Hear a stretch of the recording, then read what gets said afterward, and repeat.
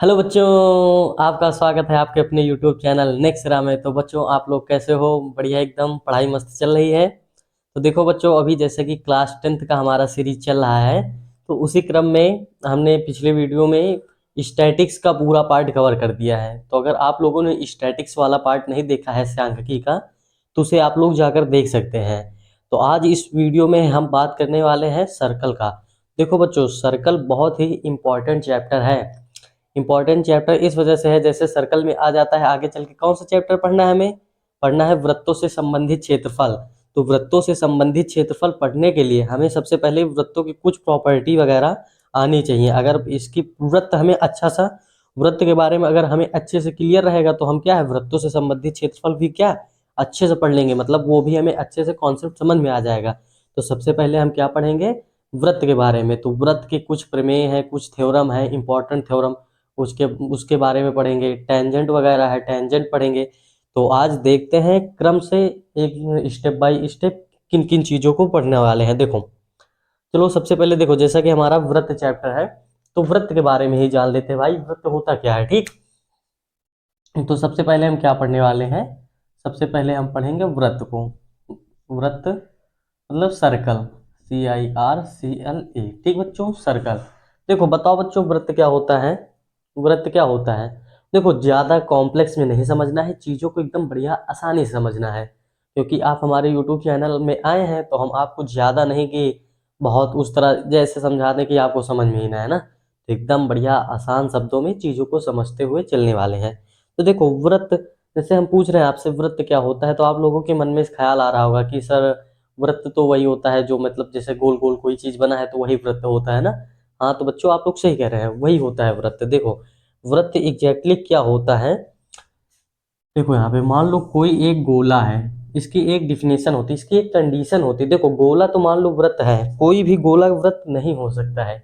उसकी क्या है? एक कंडीशन है। कंडीशन क्या है भाई? देखो कंडीशन ये है कि देखो जैसे मान लो, सपोज करो, जैसे मान लो गाँव गाँव में क्या होता है कि मान लो एक गैया बांधी है, ठीक, खूंटे से गैया बंधी है। अब उसकी रस्सी की लंबाई मान लो है 1 मीटर, रस्सी की लंबाई है। अब वो क्या है, मान लो चल रही है, घूम रही है। अब खूंटा में बढ़िया, मतलब जितना मैक्सिमम दूर जा सकती है खूंटे से, उतना दूर जाकर वो घूम रही है। मतलब समझ रहे हो ना? देखो जैसे ये हमारा क्या है, खूंटा है। अब खूंटे से एक क्या है, गाय बंधी हुई है। अब ये गाय यहाँ पे क्या है, अब ये गाय ऐसे ऐसे घूम रही है। तो क्या है, इस पाथ पे घूम रही है, इस पाथ पे क्या है, घूम रही है। समझ रहे हैं ना बच्चों? इस पे क्या कर रही है, घूम रही है। तो अब ये जो पाथ है, अब इसमें कंडीशन ये है, कंडीशन ये है कि ये अगर ये जो हमारा पाथ है, जो मतलब रास्ता हमें मिला है, जो गाय ने एक रास्ता बनाया है, अगर उस रास्ते की लंबाई मतलब दूरी हर जगह सेम हो, उस खूंटे से हर जगह क्या हो बच्चों, सेम हो। सेम हो मतलब कांस्टेंट हो। तो अगर वही कांस्टेंट हो गया तो वो क्या हो जाएगा, सर्कल हो जाएगा। समझ में आया कि नहीं आया? ऐसे क्या होता है, मान लो हमने ये गोला बनाया। अब गोला देखो कैसे बनाते हैं, मान लो एक कोई सेंटर रहा होगा, इसका केंद्र, उस पे हम क्या है अपना गोला प्रकाश लेकर जो आर्क लगाए हैं पूरा एकदम कंप्लीट किए हैं, तभी हमें क्या मिला है, सर्कल मिला है। समझ गए कि नहीं समझ गए बच्चों? तभी हमें क्या मिला है, सर्कल मिला है। देखो, तो अब सर्कल मिला है, तो अब इसमें कुछ चीज समझो। अब हमने क्या किया, अब इसमें क्या है, ये जो सर्कल है इसकी दूरी हमेशा क्या है, समान है। मान लो ये ए है, तो ए यहाँ भी रहेगा पी पॉइंट पर। अगर हम यहाँ पे कोई पॉइंट क्यों ले लें, तो यहाँ भी क्या रहेगा, उसकी लंबाई ए ही रहेगा। समझ रहे हो ना बच्चों? यहाँ अगर हम एक ले लें तो यहाँ भी क्या रहेगा, ए रहेगा। मतलब कि अगर व्रत वही होगा, मान लो ये जो हमारा पाथ है, रास्ता है, चारों तरफ परिधि है, परिधि पर इस केंद्र से हम जो दूरी नापेंगे, अगर दूरी समान आ रही है, हर जगह क्या आ रही है, दूरी कांस्टेंट आ रही है, तो ये जो हमारा फिगर होगा इसी को क्या कहते हैं बच्चों, वृत्त कहते हैं। समझ गए कि नहीं समझ गए? तो अगर आपसे कोई पूछे कि वृत्त क्या होता है, तो सीधा बता दो, एक ऐसा गोला जो किसी फिक्स पॉइंट से जिसकी दूरी सदैव समान रहती है, उसे क्या कहते हैं, वृत्त कहते हैं। एकदम आसान भाषा में, ज़्यादा कॉम्प्लेक्स में नहीं समझना है। ठीक, समझ गए ना चीज़ों को? एकदम 10th लेवल का है तो 10th लेवल के हिसाब से समझ लेंगे। तो देखो अब वृत्त के बारे में कुछ चीज़ है। अब कौन क्या होता है ये थोड़ा सा हम जान लेते हैं ना। देखो यहाँ पे क्या है, सबसे पहले हम देखो, मान लो हमारे पास कोई एक गोला है, ठीक। अब यहाँ पे मान लो एक हमारे पास क्या है, एक गोला है, ठीक। गोला मतलब एक वृत्त है। अब वृत्त जिस पॉइंट से हम मतलब नापते हैं, मतलब जैसे यहाँ से ये पॉइंट को क्या कहते हैं, इस पॉइंट को क्या कहते हैं भाई, इस पॉइंट को क्या कहते हैं बताओ, इस पॉइंट को वृत्त का क्या कहते हैं, केंद्र कहते हैं। क्या कहते हैं, केंद्र, सेंटर कहते हैं। इस वृत्त को क्या कहते हैं, पॉइंट को केंद्र कहते हैं। इसे किससे लिखते हैं, ओ से लिखते हैं। समझ गए कि नहीं समझ गए, ये क्या है, वृत्त का केंद्र है। अब वृत्त के केंद्र से ये जो हमारी क्या कहते हैं, क्या है, वृत्त है, वृत्त के केंद्र से जो वृत्त पे मान लो ये लाइन खींच देते हैं, वृत्त के केंद्र से वृत्त के परिधि को मिलाने वाली जो रेखा होती है उसे क्या कहते हैं, दूसरा क्या कहते हैं। अब इसी में मान लो एक हो गया केंद्र, केंद्र समझ गए ना भैया, केंद्र समझ गए ना। अब देखो त्रिज्या, अब त्रिज्या क्या होती है, त्रिज्या क्या होती है, त्रिज्या आर से रिप्रेजेंट कर देते हैं, इसको ओ से रिप्रेजेंट कर देते हैं। तो ये जो हमारी त्रिज्या है आर, आर ही क्या होता है भाई, आर होता है कि जो हमारी वो था ना कि क्या कहते हैं, जिसको हमने एक गैया को क्या कहते हैं खूंटे से बांधा था, तो जो रस्सी की लंबाई है वही क्या है भाई बताओ, वही हमारा क्या है, त्रिज्या है। मतलब कि ये पॉइंट ओ से ये जो हमारा क्या कहते हैं सर्कल है, वृत्त है, इसको मिलाने वाली जो रेखा है उसी को क्या कहते हैं, ये जो रेखाखंड है इसी को कहते हैं त्रिज्या कहते हैं। समझ गए कि नहीं समझ गए, तो त्रिज्या हो गया। अब देखो जीवा को समझते हैं। अच्छा इतना हो गया, इसके बाद क्या होता है, बी सी, सी पॉइंट में हम समझ लेते हैं क्या, डायामीटर, डायामीटर को क्या कहते हैं, व्यास, डायामीटर, रेडियस हो गया। अब व्यास, डायामीटर को डी से समझ लेते हैं। देखो डायामीटर क्या होता है, एक ऐसी लाइन, देखो डायमीटर को समझो, मान लो ये हमारे पास क्या है, एक वृत्त है, वृत्त का ये क्या है, ओ एक केंद्र है, ठीक, ओ क्या है, केंद्र है बच्चों, ओ हमारा क्या है, केंद्र है वृत्त का। तो देखो व्यास क्या होता है, व्यास होता है कि मान लो कोई एक लाइन है जो वृत्त के दो बिंदुओं पर टच करती है और किससे होकर जाती है, वृत्त के केंद्र से होकर जाती है, उसे क्या कहते हैं, उसे क्या कहते हैं बच्चों, उसे क्या कहते हैं, वृत्त का व्यास कहते हैं। समझ गए कि नहीं समझ गए, वृत्त का व्यास क्या होता है भैया, एक ऐसी लाइन जो वृत्त को दो बिंदुओं पर टच करती है। देखो ये वृत्त का बिंदु ए है, ये वृत्त का बिंदु क्या है, बी है, ए को टच कर रही है, बी को टच कर रही है, और किससे होकर जा रही है, वृत्त के केंद्र से होकर जा रही है। तो वृत्त के केंद्र से होकर जाती है तो उसे क्या कहते हैं भाई, उसे कहते हैं व्यास कहते हैं। समझ गए कि नहीं समझ गए भाई, उसको क्या कहते हैं, इसे कहते हैं व्यास, डायामीटर कहते हैं। क्या कहते हैं भाई, व्यास कहते हैं, ठीक। अब अगला टर्म इसी में आ जाता है। अब यहाँ तक तो समझ में आ गया। अगला टर्म देखो क्या होता है, अगला टर्म क्या होता है, जीवा, कॉर्ड की बात करते हैं, जीवा, जिसे कहते हैं जीवा, जीवा कॉर्ड, कॉर्ड देखो कॉर्ड क्या होता है, कॉर्ड, कॉर्ड को समझो अच्छे से। मान लो एक हमारे पास क्या दे रखा है, वृत्त दे रखा है, सर्कल, ठीक। अब ये क्या है, इसका केंद्र ओ दे रखा है, इसका क्या है, सर्कल का केंद्र है, वृत्त का केंद्र ओ दे रखा है, ठीक बच्चों। वृत्त का केंद्र क्या दे रखा है, ओ दे रखा है। तो देखो हम पढ़ क्या रहे हैं, जीवा के बारे में। तो देखो जीवा एक ऐसी लाइन होती है जो वृत्त को दो बिंदुओं पर टच करती है। अब तुम बोलोगे कि किस भैया, अभी तो हमने पढ़ा कि यही होता है, वृत्त को दो बिंदुओं पर टच करती है, लेकिन एक सुनो तो, अभी पूरी बात कहाँ बोले हैं। पूरी बात क्या है कि वृत्त के दो बिंदुओं पर टच करती है और क्या कहते हैं, और सेंटर से होकर नहीं जाती है। ऐसा कह सकते हो ना कि सेंटर से होकर नहीं जाती है, तो उसे क्या कहते हैं, जीवा कहते हैं। अब सेंटर से होकर चली जाएगी तो उसी को डायमीटर भी बोल देते हैं। अगर देखो एक क्वेश्चन जैसे बन जाता है एमसीक्यू में कि सबसे बड़ी जीवा कौन सी होती है, तो सबसे बड़ी जीवा कौन सी होती है, व्यास होती है, क्योंकि व्यास से बड़ी इसमें कोई पॉसिबल नहीं है। व्यास सबसे बड़ी क्या होती है, जीवा होती है। तो जीवा केवल समझ गए कि नहीं, जी समझ गए जीवा क्या होता है। जीवा क्या होता है, वृत्त के अंदर एक ऐसी रेखाखंड जो क्या होता है, वृत्त को दो बिंदुओं पर टच करता है और वृत्त के केंद्र से होकर नहीं जाता है। समझ गए कि नहीं समझ गए, एक ऐसी लाइन जो वृत्त के दो बिंदुओं को कट करता है या टच करता है, लेकिन वृत्त के केंद्र से होकर नहीं जाता है, उसे क्या कहते हैं भाई, उसे कहते हैं जीवा कहते हैं। क्या कहते हैं, जीवा कहते हैं। समझ गए कि नहीं समझ गए, जीवा कहते हैं। यहाँ तक समझ गए कि नहीं समझ गए।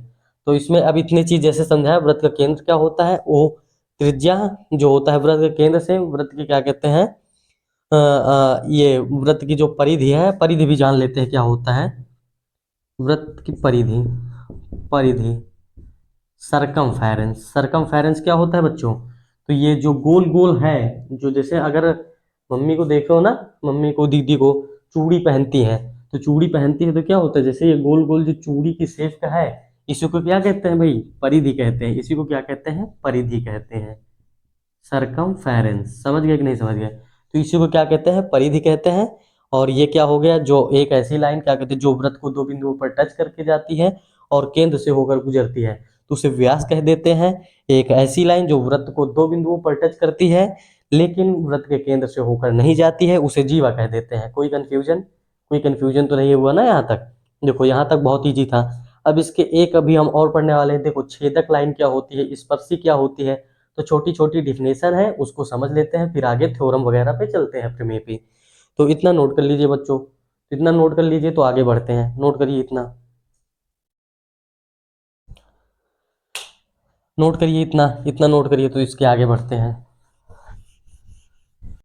तुम जो कह दो तो चांद तारों को तोड़ लाऊंगा मैं, इन हवाओं को इन घटाओं को मोड़ लाऊंगा मैं, कि दिल ने ये कहा है दिल से, मोहब्बत हो गई है तुमसे, मेरे जान मेरे दिलबर, तुम भी एतबार कर लो, इतना बेकरार है दिल, खुद को बेकरार कर लो, मेरी धड़कनों को समझो, तुम भी मुझसे प्यार कर लो। तो चलो देखो बच्चों, आ जाओ वापस आ जाओ। देखो अब क्या पढ़ने वाले हैं, छेदक के बारे में। छेदक क्या होता है, छेदक, छेदक जिसे कहते हैं सेकंड कहते हैं। छेदक देखो क्या होता है, अभी पीछे सारा चीज समझा गया ना, कितना हुआ था वहां पे, ई नंबर तक शायद ई हो गया था, यहाँ पे एफ कर देते हैं इसे, कोई दिक्कत नहीं। तो देखो छेदक को बढ़िया आसान भाषा में समझो। मान लो ये क्या है भाई, हमारा व्रत है। क्या है भाई, ये गोला है, ठीक, गोला। इसी गोला पर हम लोग रहते हैं, ठीक। गोला नहीं है, व्रत है। गोला और व्रत में भाई फर्क भी होता है, पता है ना? गोला क्या होता है, जो व्रत होता है 2D फिगर होता है, गोला क्या होता है, 3D फिगर होता है ना, 3 डायमेंशन। तो देखो अब हम बात कर रहे हैं छेदक के बारे में। छेदक देखो क्या होता है, एक ऐसी लाइन, मतलब एक रेखा जो व्रत को क्या है, कट करके निकल जाती है दो बिंदुओं पर, उसे क्या कहते हैं, उसे क्या कहते हैं, छेदक रेखा कहते हैं, छेदक रेखा। अब ये क्या है, व्रत को दो बिंदुओं पर कट कर गई कि नहीं कट कर गई? कहाँ पे कट गई, कट कर गई भाई, ए पर और बी पर कट कर गई ना। व्रत को क्या है, दो बिंदुओं पर कट कट करके क्या है, निकल जाने वाली रेखा को ही क्या कहते हैं, छेदक रेखा कहते हैं। एक ऐसी रेखा जो व्रत को दो बिंदुओं पर क्या कहते हैं, काटती है, व्रत की क्या कहलाती है, छेदक रेखा कहलाती है। तो समझ गए कि नहीं समझ गए? तो ये व्रत की क्या है, छेदक रेखा है। क्या है व्रत की, छेदक रेखा। छेदक रेखा मतलब समझ गए ना, व्रत की एक एक ऐसी रेखा जो व्रत को दो बिंदुओं पर कट करके निकल जाती है, मतलब कट कर गई, तो मतलब क्या है, निकल गई, तो उसी को क्या कहते हैं, छेदक रेखा कहते हैं। समझ गए कि नहीं समझ गए? तो छेदक रेखा हो गया। अगर केवल यहाँ तक मिटा दिए, केवल हम रेखा का एक खंड ले लें, तो इस रेखा खंड को क्या कह देंगे, जीवा कह देंगे ना। समझ गए ना यहाँ तक? तो देखो अब यहाँ हो गया, अभी इतना समझ लिए ना हम। अब यहाँ पे हम बात करते हैं टेंजेंट के बारे में। टेंजेंट थोड़ा सही है ना, टेंजेंट से थोड़ा सा आ जाएगा, माहौल बन जाएगा, क्योंकि टेंजेंट ही बहुत इंपॉर्टेंट है। देखो यहाँ पे ई एफ जी, इसमें क्या है, टेंजेंट, टेंजेंट को क्या कहते हैं, स्पर्श रेखा, स्पर्श रेखा, स्पर्श रेखा, टेंजेंट क्या कहते हैं बच्चों, टेंजेंट। देखो टेंजेंट क्या होती है, ध्यान से समझो। टेंजेंट एक हिसाब से समझ लो। अब कि मान लो क्या कहते हैं एग्जाम्पल नहीं देंगे, मान लो ऑफलाइन होता तो दे देते, ऑनलाइन में नहीं देंगे, फिलहाल थोड़ा डार्क हो जाएगा। तो बस स्पर्श रेखा है, तो स्पर्श मतलब समझ रहे हो ना, स्पर्श, स्पर्श मतलब क्या होता है, कि छूना, बस ऊपर ऊपर से। तो बस क्या हो गया कि मान लो जैसे स्पर्श रेखा है, तो अब ये क्या कर रहे हैं, सर्कल को ऊपर से, मतलब ऊपर से क्या मतलब, एक किसी पॉइंट को टच करके निकल जाती है। मतलब जैसे मान लो अब तुम्हारी लाइफ चल रही, कोई आया, ऐसे मिला ऊपर से, फिर निकल गया, तो फिर क्या हो गया है, इसी को टेंजेंट रेखा बोल देते हैं। समझ गए कि नहीं समझ गए? तो जो स्पर्श रेखा है, स्पर्श रेखा क्या होती है, एक ऐसी रेखा जो वृत्त को एक बिंदु पर टच करती है, उसे क्या कहते हैं, स्पर्श रेखा कहते हैं। समझ गए कि नहीं समझ गए? स्पर्श रेखा समझ गए ना, तो ये स्पर्श रेखा है। अब ये क्या है, वृत्त को कट नहीं करती है, केवल टच करती है। सपोज करो कि मान लो जैसे अगर है हमारा, ये मान लो इस पे हमने ड्रॉ कर दिया ये एक सर्कल। तो अब मान लो ये यहाँ से अब एकदम टच करके नीचे की तरफ निकल गई। यहाँ पे मान लो ये केवल एक पॉइंट पे टच करता है, समझ रहे हो अपने जो, मतलब कट नहीं करता है, बस केवल टच करता है, तो उसी को क्या कहते हैं, टेंजेंट कहते हैं। तो टेंजेंट हमेशा क्या होता है, एक पॉइंट को टच करके निकल जाता है। तो देखो अब कुछ प्रमेय आगे पढ़ते हैं, ठीक, यहाँ तक हो गया। अच्छा, इसके बाद फिर इसे टेंजेंट से रिलेटेड पढ़ लेते हैं, समझ गए ना इतना कुछ। तो देखो अब कुछ चीज यहाँ पे समझो ध्यान से, अच्छे से समझो यहाँ पे। इतना हुआ ना अब यहाँ पे। अब देखो यहाँ पे हम पढ़ेंगे क्या कहते हैं, एक वृत्त पर खींची गई स्पर्श रेखाओं की संख्या। देखो स्पर्श रेखाओं की संख्या, स्पर्श रेखाओं की संख्या, संख्या, स्पर्श रेखाओं की संख्या, स्पर्श रेखाओं की संख्या, ये क्या होता है बच्चों, देखो स्पर्श रेखा की कितनी संख्या पॉसिबल हो सकती है, ध्यान से समझो। मतलब देखो स्पर्श रेखा क्या है कि केवल क्या है, वृत्त को टच करके जाती है। तो इसमें देखो तीन केस होते हैं। नंबर पहला केस क्या हो गया, मान लो पहला केस कि जब जो हमारा पॉइंट है, मतलब जिससे टच करके जाती है, स्पर्श रेखा किसी पॉइंट से टच होकर जाती है ना, तो अगर पॉइंट क्या है हमारा, वृत्त के अंदर है, यहाँ पे देखो क्या कहते हैं, यहाँ पे लिखते हैं यदि बिंदु P, मान लो P से टच होकर टेंजेंट वाली जा रही है, यदि बिंदु P वृत्त के अंदर है, क्या है, वृत्त के अंदर है, अंदर है, तो यदि वृत्त के अंदर है तब क्या होगा, तो वहां पे क्या होंगी, टेंजेंट कितनी होंगी, वहां पे फिर नंबर ऑफ टेंजेंट कितनी होंगी, जो हमारी स्पर्श रेखाओं की संख्या क्या होगी, 0 होगी। तो वहां पे अगर अंदर है तो स्पर्श रेखाओं की संख्या, स्पर्श रेखाओं की संख्या, की संख्या, स्पर्श रेखाओं की संख्या क्या होगी भाई बताओ, 0 होगी। क्या होगी, 0 होगी। कैसे, ध्यान से दो, देखो यहाँ पे अब मान लो ये हमारा क्या है, एक वृत्त है, ठीक, ये क्या है भाई, हमारा एक वृत्त है। अब हमारा जो पॉइंट P है, वो पॉइंट P हमारा क्या है, यहाँ पे है, ठीक। अब देखो अगर हम कोई लाइन खींच रहे हैं जो पॉइंट P से होकर जा रहा है, तो वो वृत्त को कहीं ना कहीं तो कट कर देगा। और टेंजेंट की कंडीशन क्या होती है भाई, कि टेंजेंट वृत्त को कट नहीं करता है, स्पर्शी वृत्त को कट नहीं करता है, बस उसको क्या है, वृत्त को टच करके निकल जाता है। तो देखो अब मान लो यहाँ पे हम क्या है, एक लाइन ऐसे खींच रहे हैं, तो देखो वृत्त को यहाँ पे कट कर गई ना, कट कर गई, तो मतलब यहाँ पे जो नंबर ऑफ टेंजेंट होगा, स्पर्श रेखाओं की संख्या, वो क्या होगी, 0 हो गई। समझ गए कि नहीं समझ गए। दूसरा देखो, दूसरा क्या कहता है, यदि बिंदु P वृत्त के क्या है, अंदर है, देखो अंदर है, अंदर नहीं, अंदर वाला केस हो गया। अब वृत्त पर है, मतलब जो इसकी परिधि है, परिधि पर कोई पॉइंट है, तब क्या होगा, देखो यदि बिंदु P वृत्त के क्या है, वृत्त के, वृत्त पर है, ठीक, वृत्त पर है, पर वृत्त पर है। तो देखो वृत्त पर होगा तो क्या होगा, अब सपोज करो मान लो एक ये हमारा क्या है, एक सर्कल है, ठीक। अब उस पर एक पॉइंट P क्या है, यहाँ पे है, वृत्त पर है।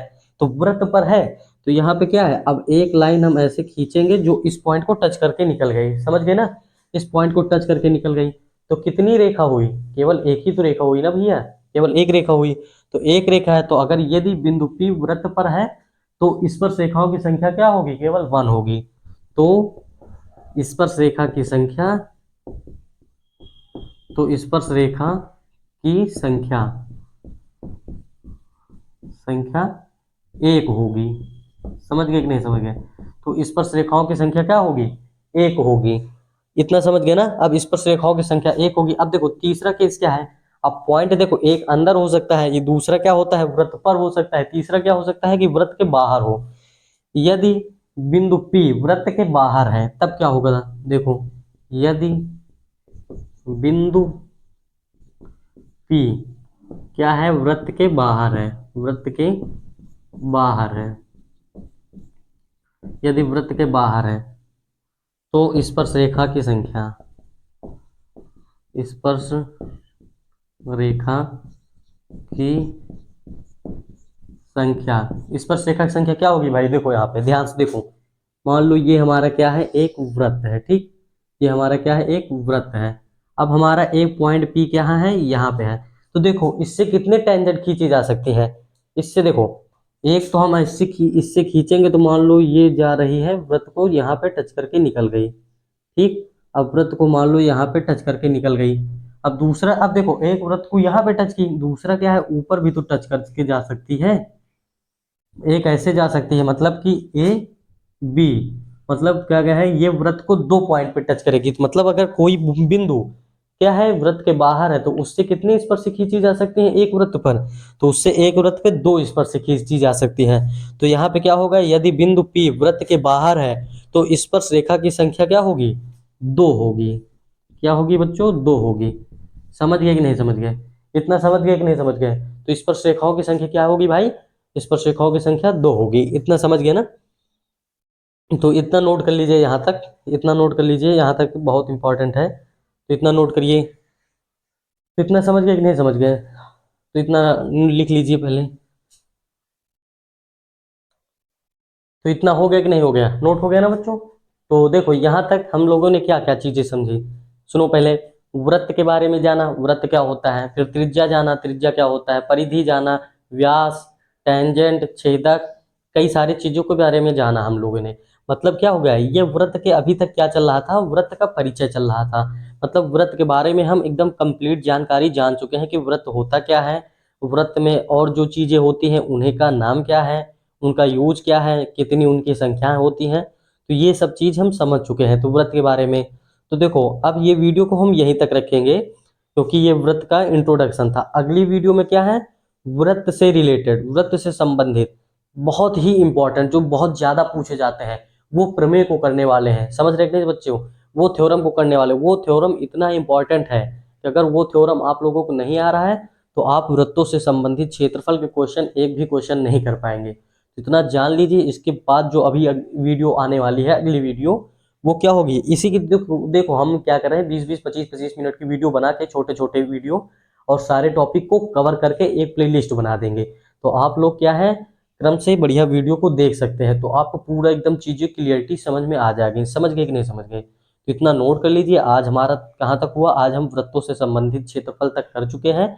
अभी अगले वीडियो में हम इससे संबंधित बहुत ही महत्वपूर्ण, एग्जाम में सबसे ज्यादा पूछे जाने वाले प्रमेय को करने वाले हैं। तो ठीक बच्चों, इसको नोट कर लो यहाँ तक। तो मिलते हैं नेक्स्ट वीडियो में। धन्यवाद बच्चों।